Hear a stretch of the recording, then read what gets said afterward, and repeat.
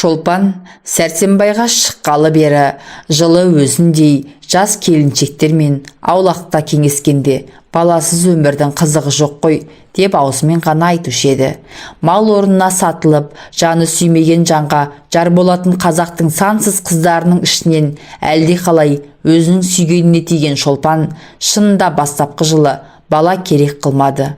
Ақ-отаудың ішінде оңаша жатса да, яки күйеуін құшақтап жатса да, ол ылғи ішінен жасаған-ау, бала бере көрме деп тілейтін. Балалы болсам, әдемі өмірім бұзыладау деп ойлайтын еді Шолпан. Бала туса, күйеуімен екеуінің ортасында бір тікеней көсетіндей болушы еді. Қиюласып қосылған екі жанның арасында жат бір үшінші жан түскен соң, екеуінің де жалынды, екпінді махаббаты бүлінер, бәсеңдер, суынар деп қорқушы еді Шолпан. Осындай ойлармен талай түндерде, талай таң мезгілінде Тәңірден бала бере көрме деп тілеп еді.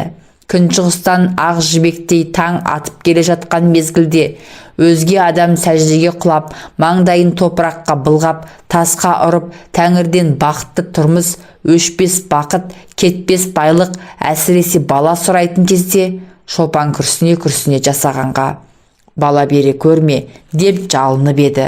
Затында баланы жек көрерінен емес, ерімен екі ортадағы жібектен нәзік махаббат жібі үзілмеу үшін екі жанды бір-біріне қоса білген иманнан да ізгі махаббатқа басқа бір жан келіп тап салмау үшін балалы болмауды тілейтін Шолпан. Жас жүректің ұйытқыған сондай есалаң тілегі қабыл болды ма кім білсін. Түскеніне 3 жыл толды. Шолпан құрсақ көтерген жоқ. Құрсақ көтермегеніне Шолпан шын риза еді. Ерімен екі ортадағы махаббат оты күн сайын дүрілдемегенімен бәсеңдей бір қалыпта тұрғаны сол баланың жоқтығынан ғой деп ойлады Шолпан. 3 жыл бойы ері де ешбір уақыт бала жоқтамаған сықылды еді. 3 жыл бойы Шолпаннан басқа, Шолпанның оттай ыстық желдей жібек құшағынан басқа ештеңе тілемеген еді. Оның өмірінің басы да, аяғы да, ағуыз иісі да, сүбханасы да Шолпан ғана сықылды еді. Дүниеде теңіз терең емес, адамның жаны терең. Шолпанның, ерінің жаны терең түбінде қандай ой, қандай тілек жатқанын кім білсін әйтеуір. Шолпанға осылай көрінуші еді. Қысқасы, Шолпан 3 жыл бойына оны осы ойдан қатарынан ешбір сөзде естіген емес, ешбір істе көрген емес. Дұрысы баласыз өмір, бос өмір деген сөзді басқа талай адамдардан естіді, бірақ жаны сүйген жарынан естіген жоқ. Ғашық адамға Құранның аяты қасиетті емес, жарының сөзі қасиетті. Жарынан басқа адамның сөзін не қылсын Шолпан? Бірін-бірі қуалап, ай соңынан ай озды, бірін-бірі жеделдеп, жыл соңынан жыл озды. Не керек, Шолпанның бала болмасын деген ойы бекінгеннен бекіді. Бірақ жалпы жаратылыста да, адамның өмірінде де, адамның ойында да өзгерістің даярлығы болмаса, дәл өзі ұзақ созылып барып болмақ емес. Өзгеріс қашан да болса кенет болмақ. 2 ай, 3 ай, күз дейміз. Сонда күздің келгенін адам 2-3 ай бойына сезіп жүрмейді. Бірақ уақытта айталық, бірақ түнде әжімді жүзі жылулық жүздің келгенін сезіп қалады. Шолпанның бала болмасын деген ойы бірақ түнде өзгеріп шықты. Ұршыққа оралған жіптей бас аяғы жоқ қыстың ұзын кешеді. Іңірде мал жайлап болған соң, Шолпанның ері әңгімелесіп отыру үшін құрбысы Нұржанның үйіне кеткен. Нұржанның үйленгеніне 5 жыл болып еді. 5 жылдың ішінде 3 баласы бар еді. 2-еуі ұл, 1-еуі қыз. Шолпанның ері Сәрсенбай Нұржанның үйінде ұзақ отырып қалды. Сәрсенбайды ұзақ отырғызған Нұржанның ұзақ әңгімесі емес, оның 3 баласы еді. Әңгіме дейтін әңгімеде жоқ, тек бәрі 3 баланың қызығына қарасып, мәз-мейрам болысты да отырды. Нұржанның 2 ұлы былдырлап өлең айтқан болады, білектерін сыбанып, алақандарына түкіріп, тұшалаңдап, бір-бірімен күресеміз деп ұстаса бергенде, аяқтары бір-біріне шалынып қалып, біреуі жылығады, екіншісі оның үстіне жығылады. Үйде отырған жұрттың бәрі қарқ-қарқ күледі. балаларды кезек-кезек шақырып алып сүйеді.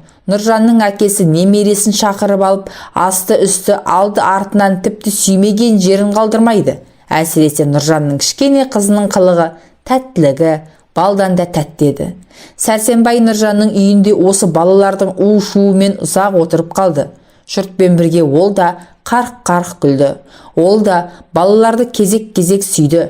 Нұржанның үйінде Сәрсенбай ұзақ отырып қайтуға шыққанда ауылдың бәрі-ақ жатып қалған еді. Қайтып үйге кірсе, Шолпан да жатып қалған екен, бірақ ұйықтаған жоқ екен. Шешініп, Шолпанның қасына жатты да Нұржанның балаларының ісін, олардың тәтті қылықтарын әңгімелеп айта бастады. Өкілемей күрсінбей, біздің баламыз жоғау деген уайымды да айтпай, қайта-қайта күле сөйлейді. Сәрсенбайдың әңгімесінің арасында жай сөздің екпінімен балалы үй базар, баласыз үй қу мазар деген сөз ыбырасау дегенде Шолпанның басында жаңа бір ой жарқ ете түсті. 3 жылдан бері балам болмасын деген тілегінің қате болғанында да есалаң екендігі, бала болмаса екеуінің өмірінің қу мазарға айналатындығы еді. Араларындағы жалынды махаббаттың заманның озуымен бірге бірте-бірте майшамдай еріп сөнетіндігі, құшақтың ыстығы өмір бойы бір қалыпта тұрмайтындығы, екі жүйрік жүректің екпіні баяулаған кезде бір-бірінен жирендірмей, бір-біріне берік болмайтын бала екендігі, баланың ер мен әйелдің арасындағы дәнекер екендігі, міне осы ойлардың бәрі сол сағатта ап-айқын болып Шолпанның көз алдына келді. Сәрсенбай балалардың тәтті қылықтарын күле сөйлеп, ұзақ әңгіме етіп айтты. Төсекте жатып, ол шын ынтасымен қарқ-қарқ күлгенде Шолпан да бірге күлді. Бірақ бұл күлген Шолпанның жаны емес, бет терісі ғана еді. Сәрсенбай манағы мақалды айтқаннан кейін Шолпанның сұңқардай ұшқыр жанын, желдей есалаң жүрегін қара жыландай қап-қара ойлар орап алып, улай бастап еді.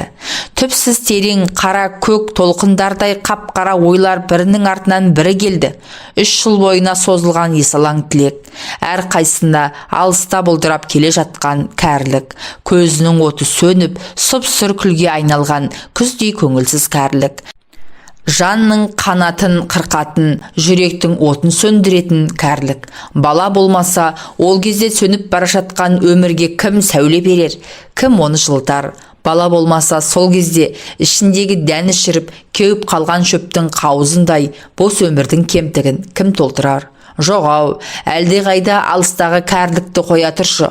Оған өмір не жетер, не жетпес. Сол кәрілік жетпей-ақ осы күннің өзінде өмір босап қалайын деп тұрған жоқ па?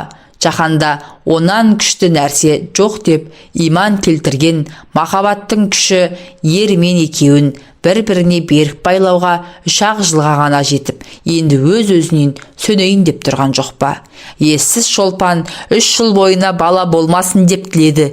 Енді сол бала болмағандықтан ертегідей әдемі өмір қу мазарға айналайын деп тұрған жоқ па?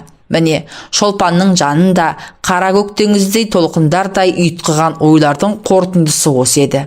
Сәрсенбай әлде қашан ұйқыға кетті. Бірақ Шолпан ана ойлармен уланып кіркіп қаққысы жоқ.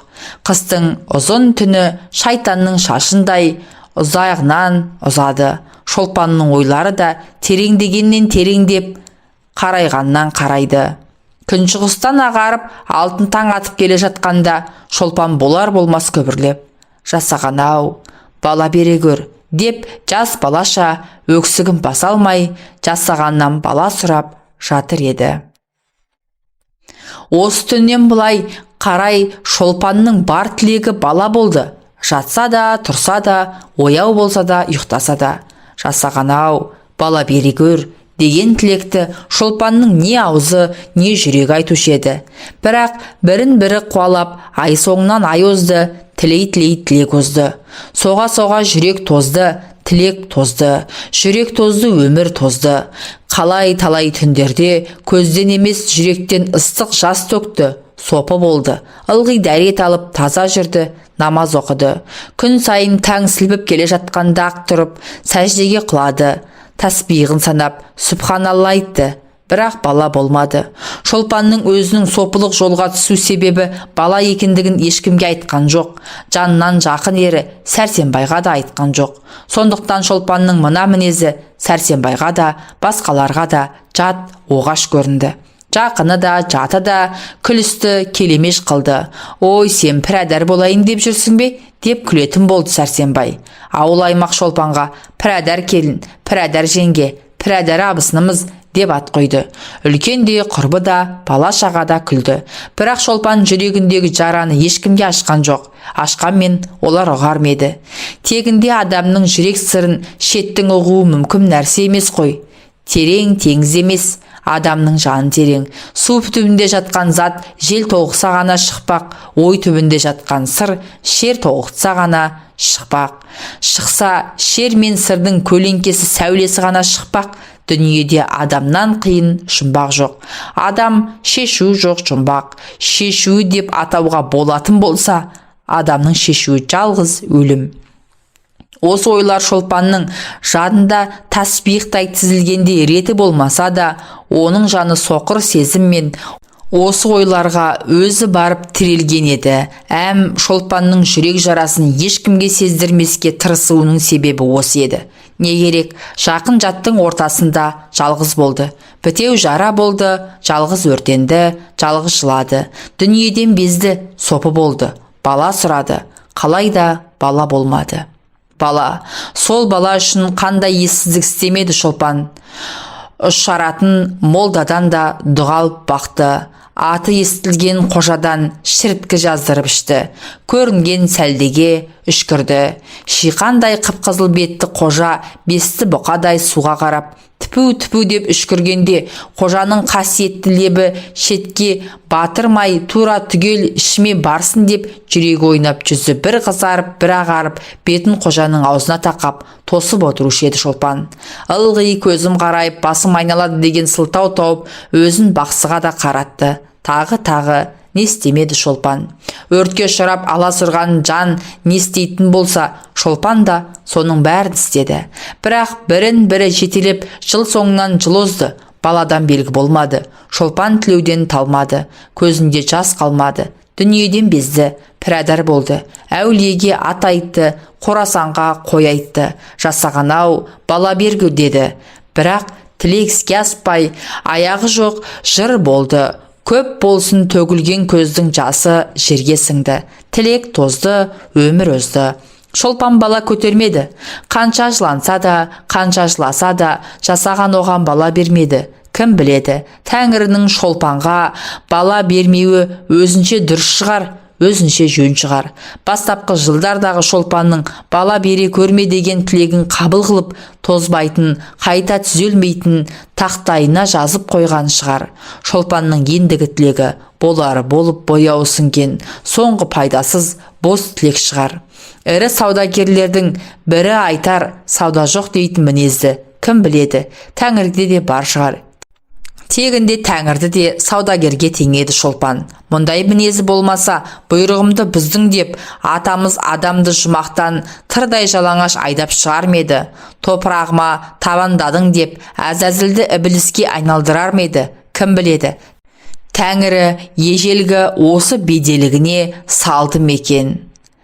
Қалайда Шолпанға бала бермеді. Дұғалық намаз, шіріткі ішу, үшкіру, түкіру, қақтыру, соқтыру, намаз, ораза, садақа, нәзір һәм басқа да бас аяқ жоқ құлшылықтан ақырында Шолпан шаршады.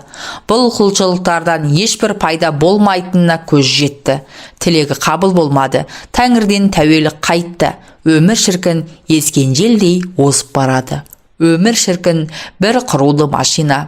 Тоқтау білмейтін, шаршау білмейтін жансыз машина. Әлдекімнің жас орнына қан жылаған, әлдекімнің үміті өшіп, гүлі солып жатқанын, дөңгелектің арасында әлдекімнің қолы, аяғы, басы, барлық денесі кеткенін, денесі ғана емес, жаны жүрегі кеткенін не қылсын. Қайырылып қарау білмейтін, аяу білмейтін өмір Шолпанның да жүрегінен саулап аққан қанына, қанаты сынып өліп жатқан жанына кідіріп, бұрылып та қараған жоқ. Жалғыз аузынан Емес, бар денесінен көбігі бұрқылдап, таудан құлаған есалаң өзендей есалаң өмір озып бара жатты. Өмірдің әрбір минуты сайын шолпан ойының, шолпан жанының әрбір ұшқыны өліп жатты. Өмір озады, тілек тозады, бала жоқ. Енді не қылмақ? Жоқ, дұғалығы, молдасы, қожасы құрысын, құлшылығы құрысын. Айтқаннан қайтпайтын қасаған тәкаппар тәңірісі бар болсын. Жоқ, бала болудың кілті көкте емес, адамның өзінде шығар. Бала болу ер мен әйелдің өзіне байлаулы шығар. Шолпанның бұл күнге шейін бала көтермеуі кім біледі, оның шын әйел бола алмағанынан шығар. Ермен жатқанда барлық қазақ әйеліндей қаннен қаперсіз жай бір жұмыс істегендей салқын жатуынан шығар.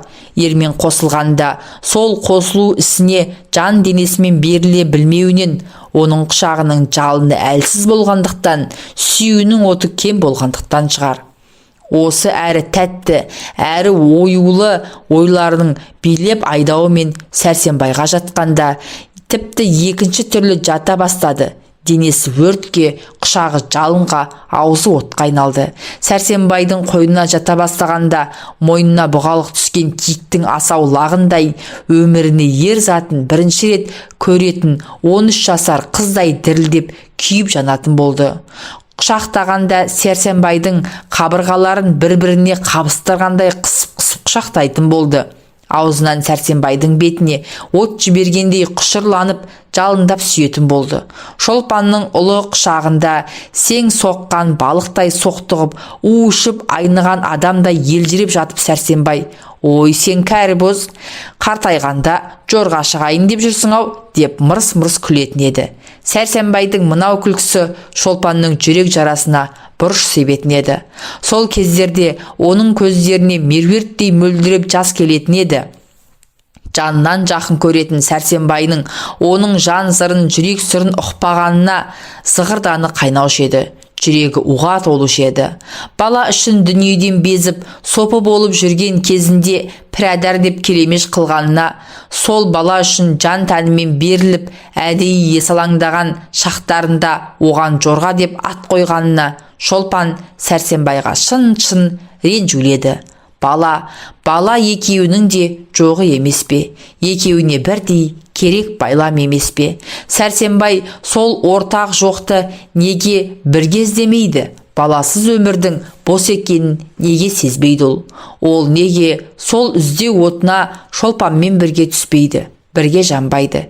Еркек атаулы бала дегенде ішкен асын жерге қойғанда Сәрсенбай неге бала деп аузын алмайды? Әлде жоқ, болмас. Кім біледі? Жоқ, ендеше ол неге бала іздемейді? Неге? Шынында ол әлде бедеу еркек пе екен? Тәңірім. Егер ол шынында ол бедеу болса, құлшылықтың кемдігінен, құшақтың салқындығынан болмай, Сәрсенбайдың бедеулігінен болса, 5 жылдан бері Шолпанның жүрегіне түскен жара мәңгі жазылмайтын жара болғаны ма? Жайнамаз үстінде төгілген ыстық жастар, жалынды құшақтар, отты сүюлер бәрі әлсіз желге кеткені ме? Бала деген құр сөз болып, сағым қиял болып қалғаны ма? Енді қалған өмірінің жапырағынан айырылған қайыңдай жап-жалаңаш болып озғаны ма? Жалынды махаббатпен қосылған өмір қиюы кеткен екі ағаштай бір-біріне бірте-бірте айырылмақ па? Заулап жанған махаббат бірте-бірте бәсеңдеп, бықсып сөнбекші ме? Махаббат сөнсе, өмірде не қызық қалады? Сөз жоқ, Сәрсенбай бедеу, сондықтан бала жоқ. Бала жоқ болған соң, мен бақытсыз болғанда Сәрсенбай бақытты ма? Оның жүрегі жанбай ма? Өзінің екі өмірді улаушы екенін ойлап, оның жүрегі жанбай ма? Қартайған күнде өмірді жылататын от, бала оған керек жоқ па? Сөз жоқ, мен бақытсыз болсам, Сәрсенбай да бақытсыз. Ендеше осы батып бара жатқан өмір кемесін бақыт жағына кім сүйреп шығара алады? Шолпан, жалғыз Шолпан, бір өмір үшін емес, екі өмір үшін Шолпан осын істеуге міндетті. Шолпан бала табуға міндетті. Теңізден терең, таудан зор күнә қылып болса да, ол бала табуға міндетті. Ізгі тілек үшін істелген күнәні жасаған кеспеш бекен. Кешер. Жоқ, Құданың рахметі мол, ол кешеді. Тәңір кешер-ау, бірақ адам кешерме. Ұрлық қыл да мал тап, ойнас қыл да бала тап. Осы мақалды шығарған кісіге лағнет жаусын, лағнет. Жасаған-ау, өзің кеше көр, бір өзің. Шолпанның осы күнәлі ойлармен уланып, ыстық жасқа шомылып жатқаны Сәрсенбайға тигеннің 8-ші жылы еді. Май айы, ауыл қыстаудың жанына жылжып қана қонған. Шаршы түсті мезгілі.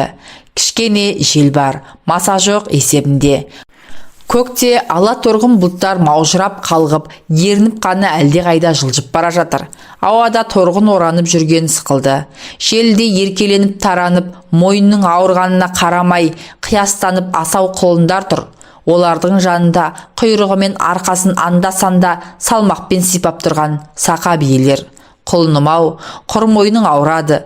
Қиястықтан пайда жоқ деп ақыл үйреткен сықылды. Құлының алды артына түсіп, бұл не болды саған, не болды саған құлыным деп абыржып, қулықтап, қутыңдап жүр. Қуықтардың бұл мінезін ұнатпай, өй елпеңдеген сорлы сабыр қылсайшы, ешбір бәлесі жоқ дегендей кәрі айғыр құлағын әлсін-әлсін ғана жым-жым етіп қояды. Қой әлі өрістен келген жоқ. Үйреншікті қарны ашқан қошақандар мәмәлап зарлап жүр. Осы уақытта Ақ-отаудың алдында күнге жылынған мысықтай керіліп Шолпан отыр еді. Ол бір нәрсе тігіп отырған сықылды. Бірақ шынында да ол тігіп отырған жоқ. 3 айдан бері әруақтай артынан қалмай жүрген күнәлі ойларын ойлап отыр еді. 1 ай болды. Шолпан күнәға белін беріп байлаған. Ізгі тілек үшін, ізгі күнә істеуге, бір бала үшін жан жары Сәрсенбайға